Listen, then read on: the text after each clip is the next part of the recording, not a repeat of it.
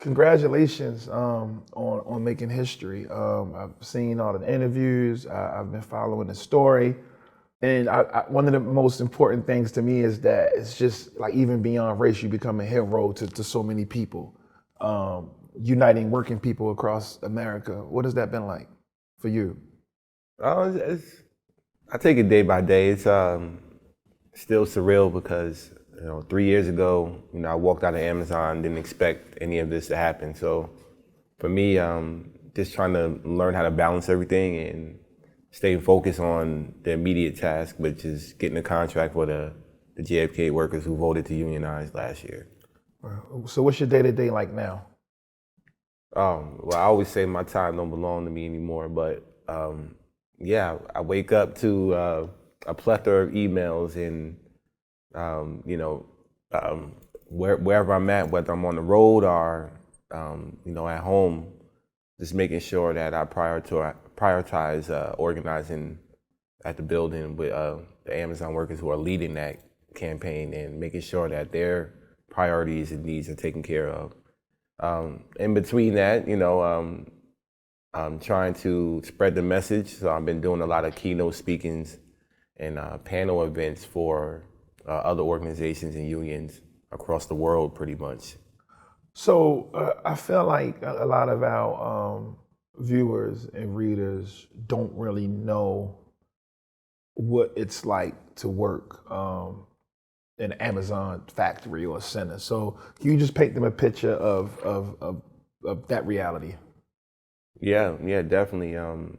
Well, for one, we work long hours. So I used to tell my new hires, if you got a gym membership, you might want to cancel it because you're doing 10 to 12 hours of calisthenics. And, these buildings, for example, JFK, over 1 million square feet, the size of 14 NFL football fields. So you're standing on your feet for 10 to 12 hours, not including your commute, depending on where you at in New York or New Jersey, could be 2.5, 3 hours each way. And then, the work at Amazon, where you're talking about productivity, you're on the clock, the time you clock in. My department was picking, so we had a rate of 400 an hour. So you're touching thousands of packages a day, and this is repetitive. So imagine, doing the same type of work for 10 to 12 hours. It's sort of like solitary confinement. You only have short amount of time for breaks, and the breaks that you're given, are counted against you if you go overboard. So it's always a system that's tracking and pretty much targeting workers at any given moment. And, you're an at-will employee. And it seems like you bust your ass super hard, there's like no reward. Right, there's the end Like game. no bonus system or anything like that. No, it's funny, and one of their principles is work hard, have fun, and make history. And it's like, no, you work hard and it's not fun, and the history is when they fire you, Yeah, that's good. So, we have to stop that. We have to put an end to that. So take us to that moment when you said, you know what, we need to unionize. Right. It was after we came back from Alabama. Bessemer, Alabama attempted before us, and because of what Amazon did to that, that Black-led movement, we felt we had to try our efforts. So we began our campaign in April of 2021, and yeah, it was pretty much that moment where their results came out that they lost. And that building in Bessemer, Alabama is 85% Black and brown, 80% Black women. That really touched the nerve on us. So we have the similar demographics in our building. We felt, what Amazon's doing is deeper than just trying to bust up the union. It's racist. So for us to try and keep this movement with the representation of Black and brown workers was important. So that's when we began, and our campaign lasted over 11 months. They spent $14 million union busting. You taking a stance even led to you being fired. How do you have the drive to continue this fight? It's really everything that's going on, in the labor movement. I know there's a resurgence in this country, and now I'm starting to build that international solidarity. I just came back from, London and Cuba and Canada, and these countries are organizing against Amazon too, and it's just continuing to grow. So I get motivated by, hearing these type of, inspirational stories, and also, I cost this company a lot of money in the last few years. So, the fact that I can cost a billionaire a couple pennies and live rent free in his head, that helps. Has he ever reached out to you directly? No, but I did have the pleasure of hopping on this year's annual shareholders call. So he heard me for about 2 minutes, and that was good to like be able to address Jeff Bezos and the current CEO Andy Jassy, and David Sapolsky, who said those racist remarks about me 3 years ago. They were all on the call, so he heard my voice. Did he apologize? Not to me directly, but how their PR, they spin things, to make it seem like they're remorseful or whatever. But I know it's business. It's just business. Yeah, it's just business. Yeah. So Americonned, right? Americonned. It says it in the title. It's such a brilliant title. It represents the feelings that so many people in this country are going through. Talk about why you decided to get involved with the film.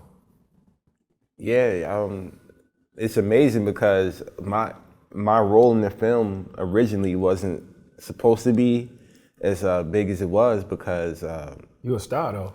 You a star. At the beginning, when they were filming, it was so early on in our campaign. Actually, I don't even think we really began. We didn't even begin our campaign. So for it to transpire to what it is, we had no idea. Like it just turned out to be that way. And I thought, I was gonna have like a little segment and that would be it.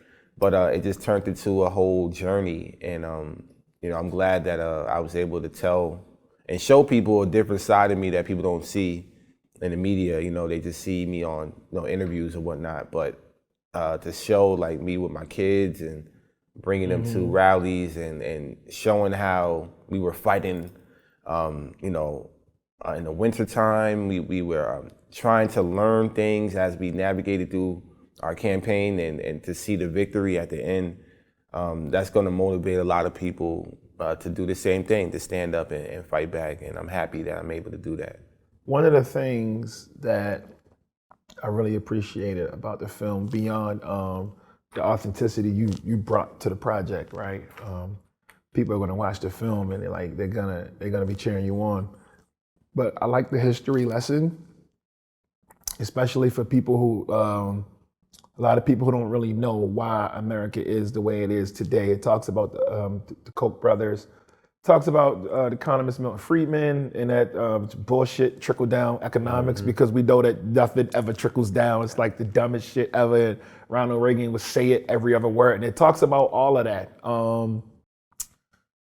I wanted to know, what things did you learn, or what did you pick up on your journey into becoming a leader in this movement? Well, yeah, I learn every day something new. And what's really alarming is like I learned like how divided we really are. When you're organizing and you're trying to build a movement, and you reach out to other organizations or other people that you think will be aligned with your movement as well, you come to find out that there's a lot of differences out there, and a lot of egos out there, and ego or fear or both? It's a combination, but more so when you're talking about the systems that's been in place and the people that's leading it. They've been around for decades, and we know like who they are. We know who our enemies are, and the fact that it's taken grassroots organizing to combat that in the 21st century, that's very alarming. And that's what I learned in my journey. I only been organizing 3 years since I walked out of Amazon, but you would think I've been a part of the movement my whole life. Right. But it's not like that. Some people just. It takes something to happen for people to get involved. And that's something that is alarming, that we have to wait for those moments instead of people just saying, you know what, his fight is my fight. I need to be doing something right now. So I'm learning, we have to bring people into this fight, and we got to meet them in different spaces. Have you seen any of the goals you guys set happen since you began to, since 3 years ago, since you started? Yeah, everything. Everything we're fighting for, we've been able to win. Especially the toughest battle was the election. To go up against $1 trillion company and beat them. That was the toughest task. But we know that's just the beginning of our journey. Mm-hmm. So for us, we got to speak it to believe it. So we want a contract, and that's what we're fighting for right now. So to get a contract and have that be the first contract in American history for Amazon workers, that is the most important thing that we're fighting for right now. So we speaking it to existence, and we believe that we're going to get it. How far do you think you're away from that contract? Well, it depends on the process in this country, man. That being the NLRB, the National Labor Relations Board, they're the ones who have to make these decisions, and we're waiting for that bargaining order. Hopefully it comes, any day now, and once we get that, immediately we're going to file against Amazon to come to the table. Now we know that that's going to be appealed, and they're going to try to get it to the Supreme Court, which obviously is not working in our favor for labor right now. But we had to be, we got to be resilient and continue to organize. So we're hoping within the next year, we'll have a contract. Yeah, it's a difficult time in Supreme Court history right now. Clarence Thomas is basically being for sale. Mm-hmm. Who knows what else? Who knows what else is going on? It's just it's wildly uninspiring. But I think our country has a bright future with people like you willing to do the work. And one of the things that I think is really beautiful that doesn't really get talked about enough is how other companies are watching you and they're watching Amazon. And you already said that they're reaching out to you different places just for ideas and things like that. Have you come across any organizations that treat workers right in America or during your trips abroad? Yeah, there's definitely companies that treat their employees right. And I actually, when I was in London, there was a woman who runs a small warehouse, about 600 employees, and they're not unionized, but she came straight up to me and told me, like, hey, I want you to come talk to my workers. So you have bosses out there that understand workers' rights and understand that, workers need to, have a better quality of life. And that's good. And there's people I ran into that just straight up recognize their unions. If their workers want a union, they recognize it with no dispute, and that's good as well. But it's very rare, and it's still not enough. Union density in this country is less than 10% still, and we have to hold unions accountable, especially the ones that's been around for over 100 years. These powerful unions, they have to make sure that they contribute more than 3%, what they did last year, to new school labor and new organizing, which is Amazon workers and also Starbucks workers as well. What kind of progress has been made with Starbucks and in their unions? Have you been in talks with anyone from Starbucks? Oh yeah, all the time. We work pretty much hand in hand in the labor movement when it comes to doing events. We've been on plenty, countless panels together, speaking engagements.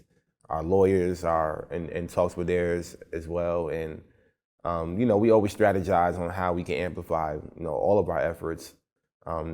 But the problem is, once again, the numbers don't lie. Amazon spent $14.2 on us $1 million, and organized, established unions only contributed 3% of their resources to campaigns like mine and Starbucks, which is, that's a shame. They have to do more so that we can, once again, get to a larger, broader movement and bring people into this movement. What is it going to take for CEOs to understand that workers can have a union and you could still make a ridiculous amount of money? You can treat your workers right and still have a jet and an extra pool that you don't even fucking swim in. Like, what is it going to take for them to understand that?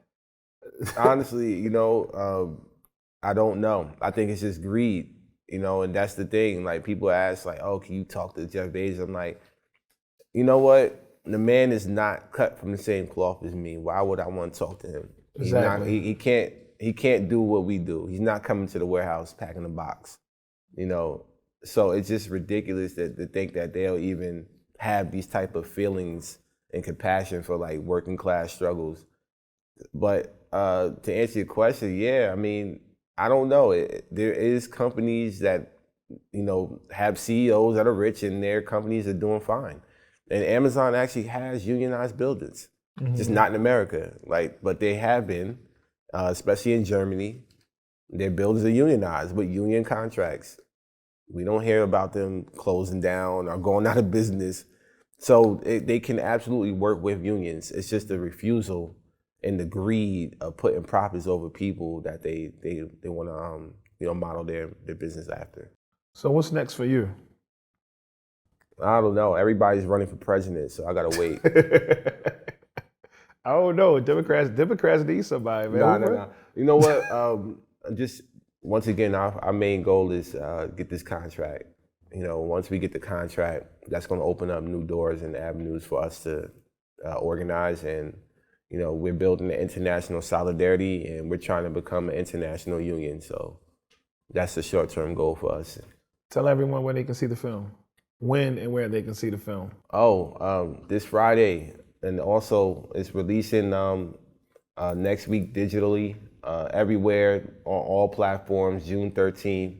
Pre-order it now on Apple iTunes. But make sure you check out our social media so you can see what select theaters is at all across the nation this Friday. Thank you.